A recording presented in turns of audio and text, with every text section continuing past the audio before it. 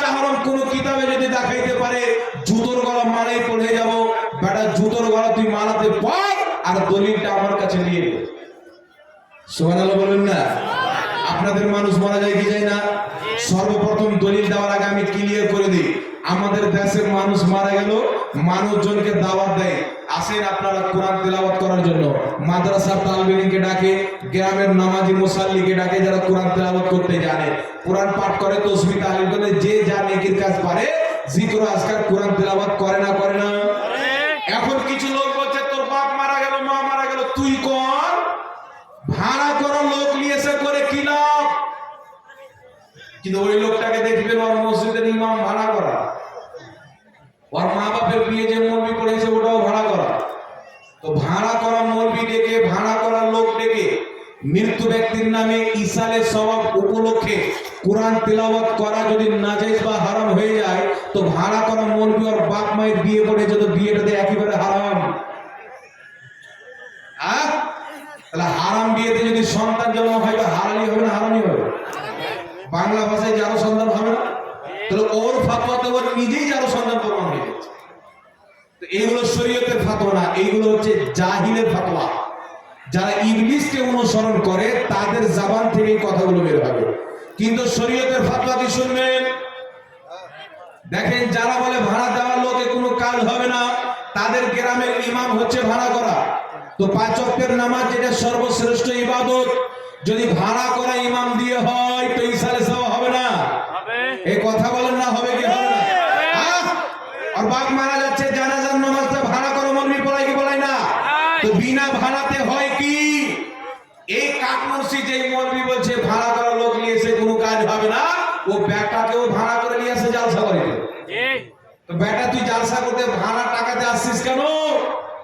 ওই গ্রামে কি মৌলবি নাই? ওই গ্রামে কি আপনার মাওলানা নাই? তাহলে বুঝা গেল মুনাফিক নিজেই ভাড়াতে যায়। এ ভাড়ার গাড়ি 15,000 দিন আপনার জালসায় চলে আসলো, 20,000 দিন ওর জালসায় চলে গেল। কিন্তু শুনেন, স্পষ্ট মনে রাখতে হবে, কুল্লু মুমিনিন ইখওয়া, প্রত্যেক ঈমানদার হলো ভাই। আপনি গ্রামের মুসলমানকে ডেকে নিজের পিতার নামে, মাতার নামে, ভাইয়ের নামে, আত্মীয় স্বজনের নামে ইসালে সওয়াবের ব্যবস্থা করেন, কোরআন তেলাওয়াত করেন, তাসবিহ তাহলিল, আল্লাহর জিকির আজকার করেন। এটা ভাড়া করা লোক হলো না, কারণ প্রত্যেক ঈমানদার মুসলমান ভাই। সুবহানাল্লাহ বলেন না? ভাই ভাইয়ের কাজে আসবে না? আল্লাহ পাক কোরআনে বলছে তোমরা ভালো কাজে এক অপরকে সহযোগিতা করো। তো কোরআন তেলাওয়াত করা ইসালে সওয়াবটা ভালো কাজ না খারাপ কাজ? জোরে বলতে হবে। এখন থাকলো হুজুর যুক্তি খুব ভালো, দলিল দিয়ে যান, স্পষ্ট ভাষাতে দলিল নিয়ে যেতে হবে।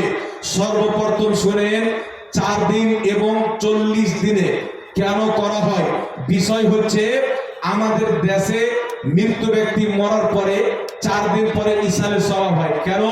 হাদিস শরীফের মধ্যে আছে, মৃত্যু ব্যক্তি করে বাপ মারা গেল, মা মারা গেল, 3 দিন শোক পালন করবে, 3 দিন শেষ, শোক থেকে বেরিয়ে গেল।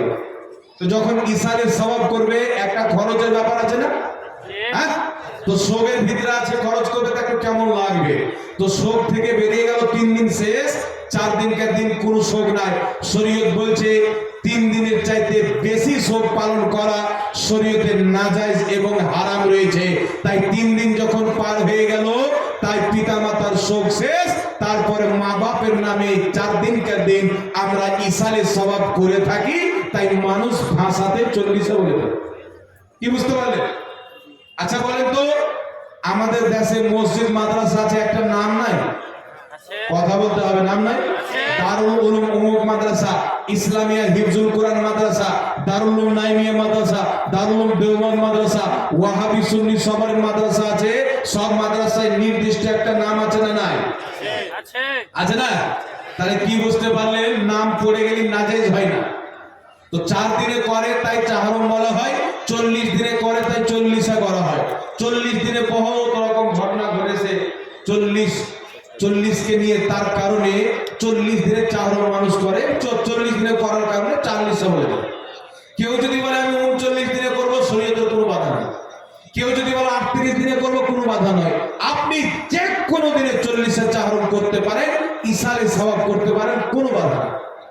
40 দিনেও করতে পারেন, 4 দিনেও করতে পারেন, 5 5 দিনেও করতে পারেন, 30 দিনেও করতে পারেন, বছর পরও করতে পারেন, আপনি যে কোনো দিন চাইবেন করতে পারবেন। এখন ওয়াহাবি ভাইরা বলছে হুজুর কোন জিনিস ডেট করে করলে হারাম।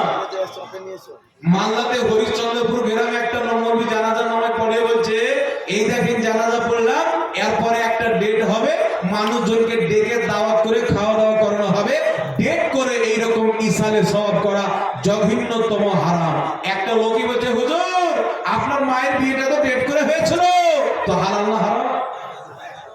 লোকটা ওর মুখের উপরে বলে ফেল, বলছে পাবলিকের সাথে কথা বলে পারা যাবে না, কেটে বলল। তো শুনেন, ডেট করে করলে জায়েজ জিনিস নাজায়েজ হয়ে যায় না। আপনি ডেট করে করেন, বিনা ডেট করে করেন, কিন্তু ডেট করে আপনাকে করতে হবে, বিনা ডেটে কোনো জিনিস হয় না। আচ্ছা বলেন তো, আপনি আপনার মা বাপের ইসালে সওয়াব করবেন, 10টা লোককে খাওয়াবেন, গরিব মিসকিন ধনী যাকে খাওয়ান, তো আপনি বলেন তো ওই লোকটিকে যদি আপনি একটা ডেটে দাওয়াত না দেন আসবে? হুট করে বাড়িতে 4টা হাঁড়ি চাপিয়ে দিয়েছেন, গরুর মাংস চাপিয়ে দিয়েছেন, রান্না হচ্ছে, আশা দেখছেন কেউ এসে খাবে, যে জীবনে খেতে পায় না ও আপনার বাড়ির পেশাবো করতে আসবে, তো খেতে আসবে? তো ডেট না করলে তো হবেই না।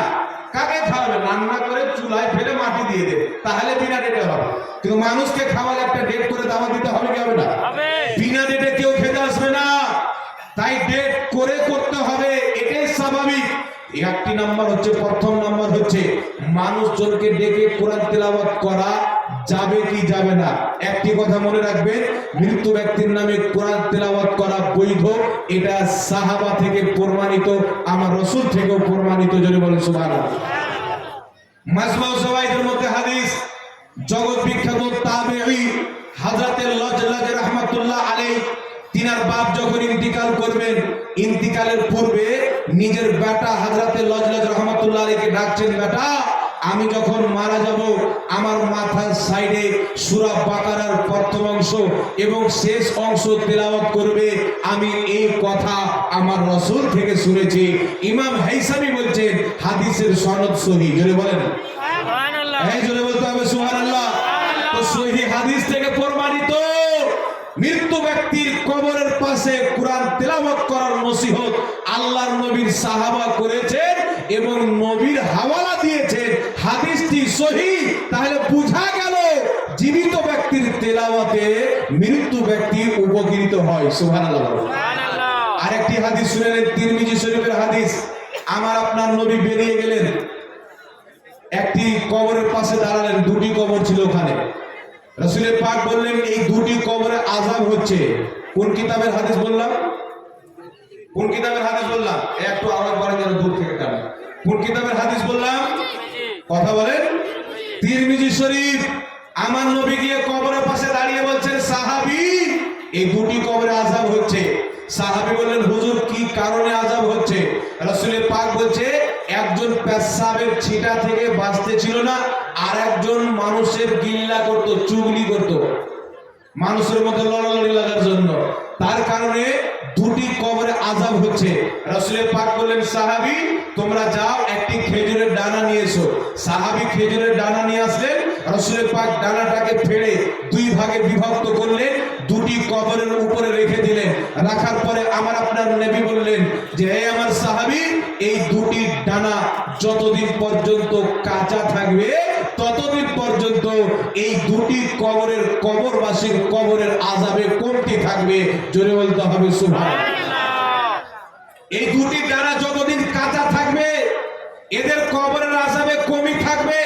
তো শুধু কাঁচা থাকবে ততদিন কেন, আর ডানা থাকবে তবে কেন? তো শুনেন, আল্লাহ কুরআন পাকে বলছেন, সাব্বাহা লিল্লাহি মা ফিস সামাওয়াতি ওয়াল আরদ। আল্লাহ বলছেন জমিন এবং আকাশে যা আছে আল্লাহর তাসবিহ পাঠ করে, যতদিন এই খেজুরের পাতা কাঁচা থাকবে আল্লাহর তাসবিহ পাঠ করবে, আল্লাহর গুণগান করবে, আর তার গুণগান করার সওয়াব এই মৃত্যু ব্যক্তি কবরবাসী পাবে। আর তার সওয়াব পেয়ে এদের কবরের আযাবে আল্লাহ ওই যে পাতার তাসবিহ পাঠ করার সওয়াবের কারণে তাদের কবরের আযাবকে হালকা করে দিবে। সুবহানাল্লাহ। জোরে বলুন না সুবহানাল্লাহ। তাহলে কি বুঝতে পারলেন? যদি গাছের পাতার তাসবিহ তাহলিল করাতে মৃত্যু ব্যক্তি গুনাহগারের কবরের আযাবে কমি হয়ে যায়, যায়, তাহলে মানুষ যখন তাসবিহ তাহলিল করবে হবে কি হবে না? এই জোরে বলেন হবে কি হবে না?